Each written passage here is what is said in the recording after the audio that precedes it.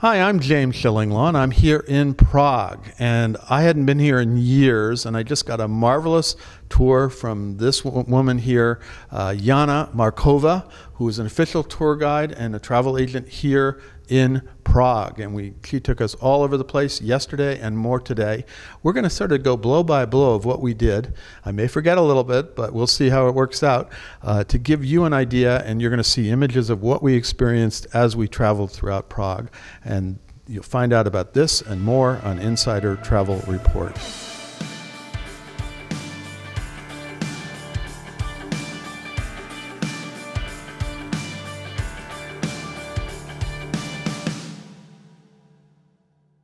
Now, Yana, first of all, amazing 2 days, too short to get everything, but you were great at summarizing everything that really, these were the Prague essentials for me. And I had been here before, but I learned a lot more this time than I did the last time. It's a long time ago. But let's talk about it. So the very first day when we got here, we did a kind of quick walking tour of what you would call the old town. And we're going to go into that because there's the old town, there's the new town, there's the lesser town, a lot of places. Prague Castle District. And the Prague Castle District. So the first thing is we went out to the old town and talk a little bit about that. That was the very famous square and places like that. Yes, so firstly we went through the narrow streets of the old town as I wanted you to get the sense, get the feeling for the old town, and also get the sense for what the medieval towns used to be like. That there is this central square, which we know today as the Old Town Square with the world famous astronomical clock, and there are many lovely little narrow streets running from the square to the riverside. So we took a couple of them. We got a little lost in those tiny little streets, saw some romantic corners of the beaten path, even within the famous and very touristy Old Town. And then we hit the famous Old Town Square. We were also quite fortunate to be there exactly at 5 p.m. so we could watch the astronomical clock show, which goes on the hour every day from 9 a.m. till 11 p.m. So we got this experience as well. And then we headed over to the border area between the old town and the new town. And as I told you yesterday, the new town isn't that brand new. It dates back to the 1300s. And we also saw the so-called National Avenue, which was the place where the main conflict of the Velvet Revolution. That was in 1989, right? Yeah, that took place back in the year 1989 in November. So we were able to, let's say, find a connection to the most recent history of the Czech nation. So it wasn't only about the long past, about the deep past, but also we touched the topic of the current history. Well, and the only place we didn't go to, unfortunately, was Wenceslas Square, which is we almost still on our list. Oh, we haven't finished yet. So we have another. I forgot we have tomorrow morning, but we're going to do this in some advance. We did the bulk of it yesterday and today, and so that's what we did. We literally, most of us had just gotten in here, and we just walked around early from like 4 until 6 or 7. Then we had a lovely dinner here in this hotel. We're in the Hotel Mozart. Then we woke up this morning, and you were waiting for us, and we went on a wonderful tour. We actually got on a small bus, and we took it all the way up to this monastery, which is right behind the castle, Prague Castle, right? Exactly. And that's what I always recommend my guests to do, to either get a taxi, get a private transfer or a van in case of a bigger group, and drive up to the castle hill, because no one wants to walk up the hill, right? Yeah. Everyone wants to go down the hill. So it's the car which does the job for us, and then we can just focus on exploring the grounds on the other side of the river and on the castle hill. And we started not with the castle. We started with we started to visit a library. Sounds like a little weird, but that's in the monastery. Talk about what that library is, and also amazing. I mean, it's not a library in the classic sense. It's amazing decorations, amazing ceilings, things like this. And this was kind of where all these depositories for philosophical and theological books. So talk a little. First of all, what was the name of that library? So the library is located in Strahov Monastery, and it's called Strahov Library, obviously. And there are two beautiful original library halls dating back to 16 and 1700s, which have unique and original frescoes on the ceiling. You are surrounded by several thousands of volumes in each of these lovely halls. There are two of them, the theological one, where you can find books on theological topics. Old Bibles, things like that. And the several or many different volumes of Bible translated into different languages. And then you go over to the philosophical hall, where you can see around 50,000 books on different topics, starting from history, natural sciences, as well as languages and philosophy, obviously. What's super exciting about this second philosophical hall is the beautiful ceiling fresco that depicts the development of humankind. Mm-hmm. So we got to see Adam and Eve right next to Diogenes, right next to Asclepius, Alexander the Great. So basically all the heroes from the history are meeting each other there on one ceiling and showing us what our population is, let's say, built on and has gone through. Yeah, well, it's amazing because I didn't know whether to look at the books or look at the ceiling. So exactly. It's amazing stuff. Right? Plus, there are some secrets which I will keep to myself and only reveal them once we get to the library halls together. And we saw a few things. Well, you're going to have to go there to check it out for your clients and send them. And you'll tell them there are a few secrets. Make sure that that Jana is the one who takes you there. So let me add one more thing. The general public cannot enter those library halls. They're close to the crowds because of the air and preservation. So you have to book it in advance, make a special reservation in order to be able to get into the library halls. Of course, there is a special fee applies to that. Absolutely. So we left there, and then we're still not to the castle. Now we were walking to the castle. And talk a little bit about that. So we walked to the castle, which is more like a giant palace. And we got to see a chance for their changing of the guard. So that was the first thing. Talk a little bit about that and what you can actually see in the palace. We didn't go inside, but what is the palace and the castle, I should say, and what is in there? So Prague Castle Complex is the biggest castle complex in the world, and as I like to joke, when you cross it, you break your own Guinness Book record because it's also listed in the Guinness Book of Records. There are two options what you can do. You can either do the, let's say, in-depth tour and go into the individual interiors, or you can choose this leisure, easy way as we did it today and just walk around the grounds, which are impressive on their own as well.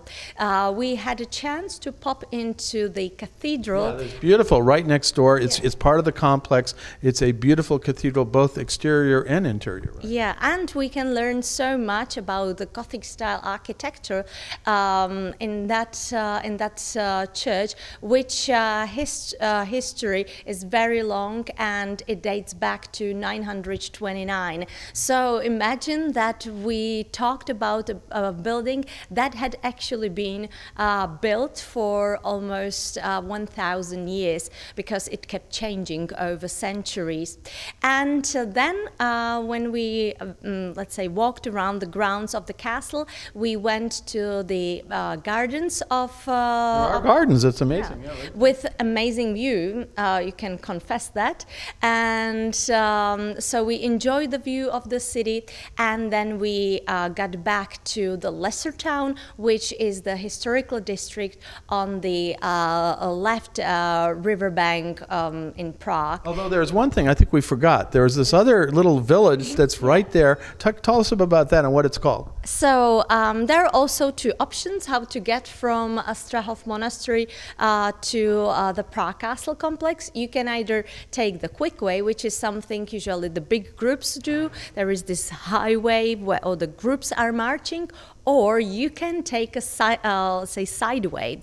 That involves a bit more walking on those cobblestone streets, but it's definitely worth it. There is a part of the Hradčany district that is called Nový Svět, New World. New World, that's what I said. It's a whole new world, right? Yeah, and it looks like a village. There are still locals living over there. There is also the top-rated cafe located, and it's a very calm, peaceful, romantic area to wander around and also get experience the magic atmosphere of the city. No, and it's and really very quiet. It's wonderful, and then you get to the castle, the busy castle. But right next to the busy castle is a place you might want to consider. There's a restaurant right there that very popular, overlooking the castle and also down below. Talk a little bit about that restaurant too.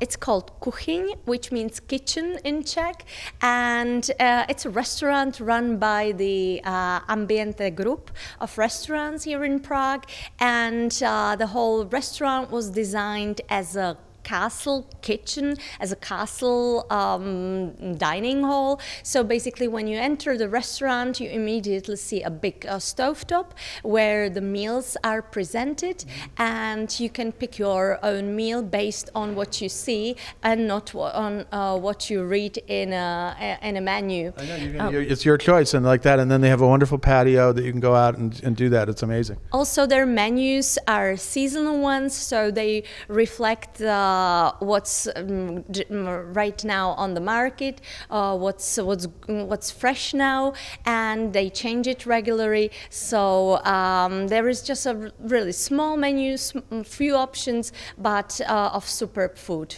No, I can highly recommend that. No, it's a good place to stop in addition to some of the cafes. And we actually stopped in a little coffee place right next to the castle and had a lovely apple strudel. No, I had the other people had apple strudel. I had apricot dumplings, which were quite filling but very good. I swore I wasn't going to do it, but I did it. Now, anyway, so we're back to the gardens, and we're going through the gardens, and then you get to what you said is the lesser town, which and you're going down. We went down a street where every building had a emblem on it, right? Yeah. So we went through so-called Nerudova ulice, named after one of the famous Czech writers, Jan Neruda.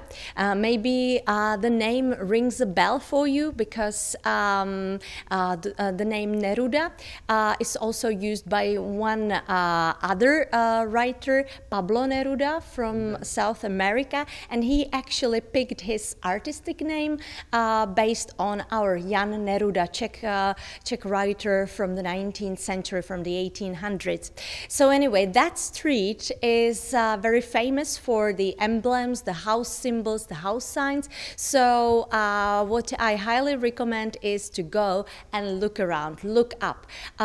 Always, there is a main rule in Prague. Lift up your head, because the beauty, the history starts from the first floor. Right. Of course, the commercial side of the city cannot be avoided, and that's on the ground level. But the history starts from the first floor up.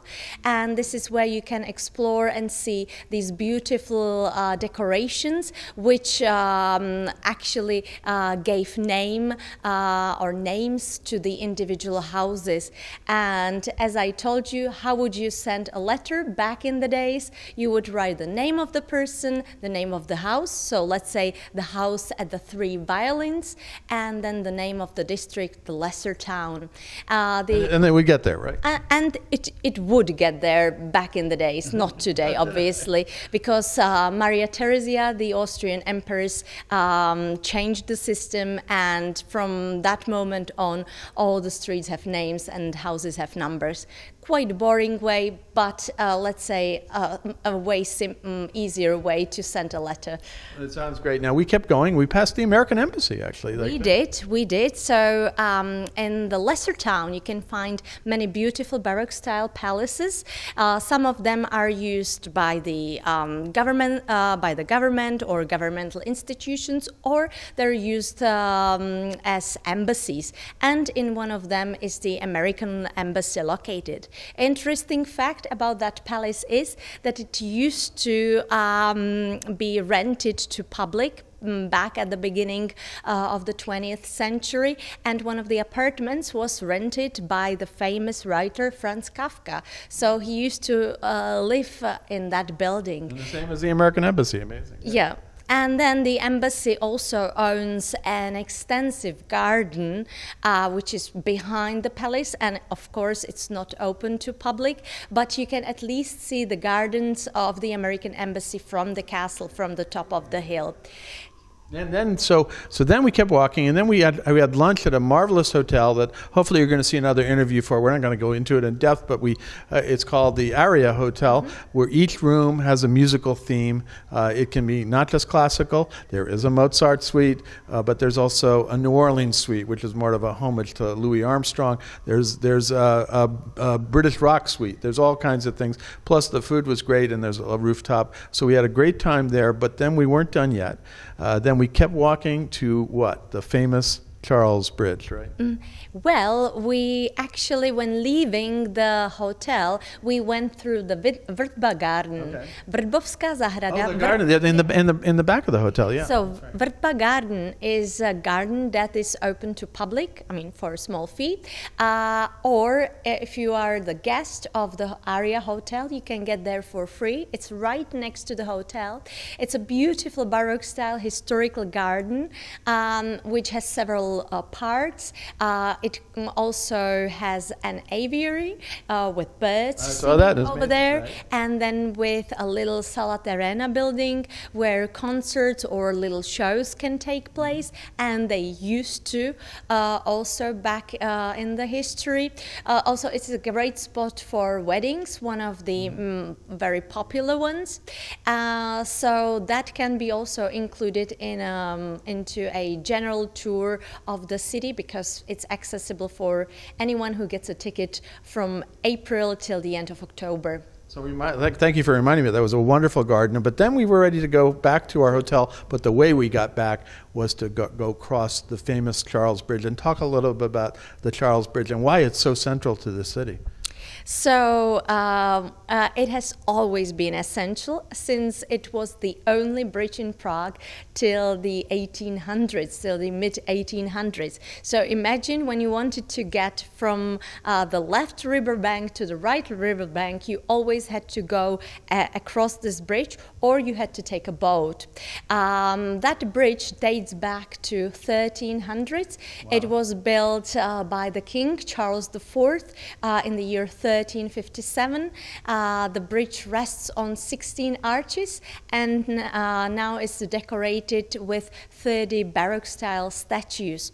Also, what's interesting or what's fun about the bridge is that there are many musicians and artists. So when crossing the bridge, you can hear either jazz music or classical music, and there is always something going on.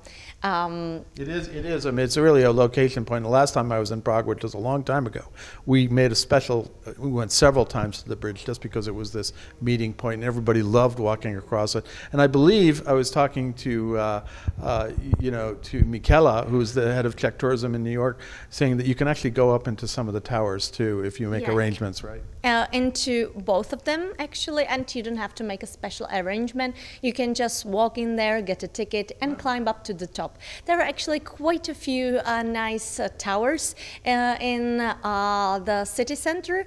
Also, that reminds me of one of the nicknames of the city of 100 spires. Oh, okay. Even though there are more than 300 of them at this point, but this nickname was invented when there were only 100 of them.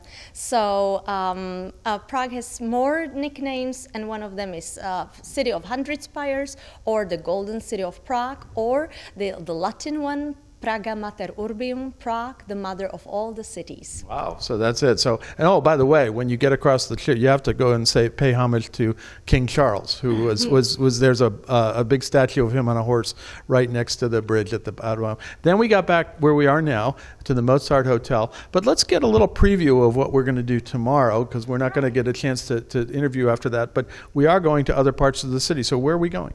So when visiting Prague, you don't want to miss the former Jewish quarter.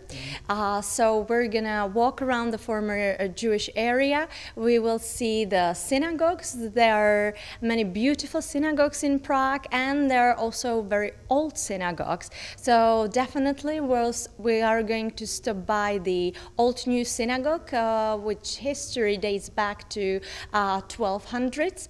And then we will also see the Spanish synagogue or the Meisel synagogue, and of course we're going to touch the topic of Holocaust and the Second World War, because one of the former synagogues, Pinkas Synagogue, is a memorial of Holocaust these days. Actually, if you want to visit those synagogues in the future, you can do so, as they're part of the Jewish Museum. So the exhibition of the Jewish Museum is actually located in the synagogues. And for example, the Old New Synagogue is still a functioning one. Yeah. So it's an Orthodox functioning synagogue. Amazing. And then we are going to see the other parts of the Old Town. Definitely we are going to pop into my favorite municipal house, Obecní dům, which is a big Art Nouveau style building, cultural center on the other side of the Old Town, where the Czechoslovak Democratic Republic was established. It's a very nice venue. It's a multi-purpose cultural center. So you can go there for a concert, for dinner, for a coffee, or just for a lovely guided tour. Yeah. And now, are we going to go to Wenceslas Square as well? Yeah, that's going to be the last. Which is where the Velvet Revolution came to birth. That's the last stop, right? That's the last stop of our tour. We're going to see the big Wenceslas Square, which looks more like a boulevard. It's a big wide thing. It doesn't look, and if I recall, it sort of slopes up, and then there's a big building at the end, right? Yes, and that big building is a recently renovated National Museum.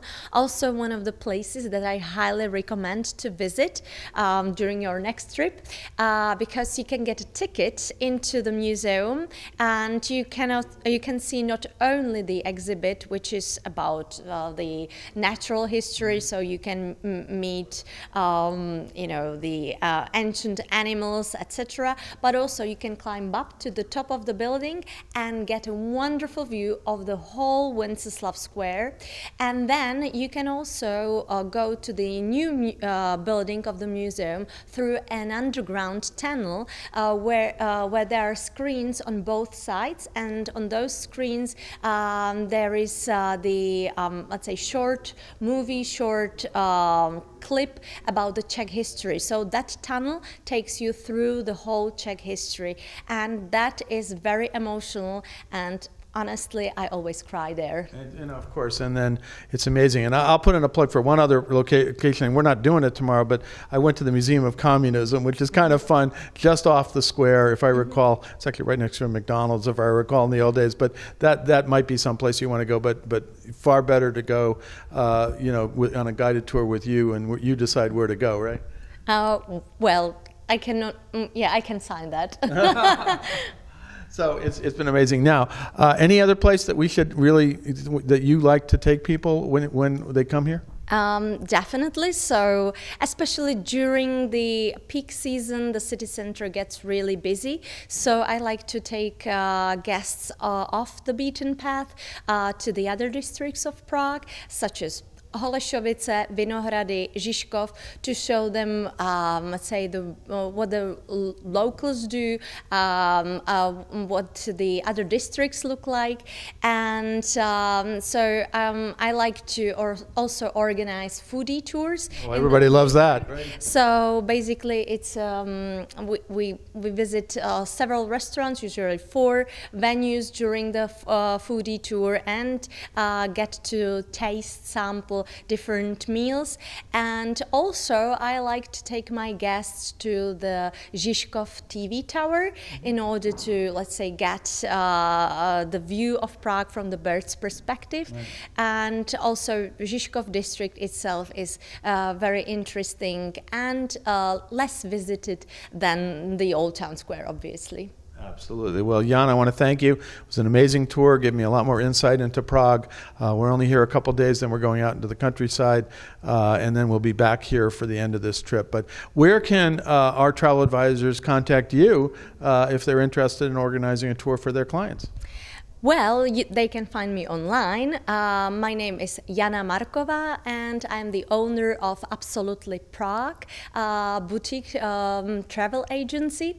And you can find me on absolutelyprague.com. Fantastic. Well, get in touch with Jana. Great tour guide, gives you a real insight into Prague, which is one of the most beautiful cities in Europe. It was not damaged too severely by the World War II. One of the things they keep telling you that, and it's true, there's really nothing here. It's like a city that was well preserved the entire time, and there's so many, we've already gone, we have the lesser town, we have the new town, we have the old town, we have all these other areas that you were describing, so there's no shortage of great places to see when you're here in Prague. I want to thank you again. It was a wonderful tour. Well, it was my pleasure taking you around, and I hope next time we'll be able to explore more. Absolutely. I'm looking forward to all those other districts next time. I'm James Schillinglaw here in Prague, and this is Insider Travel Report.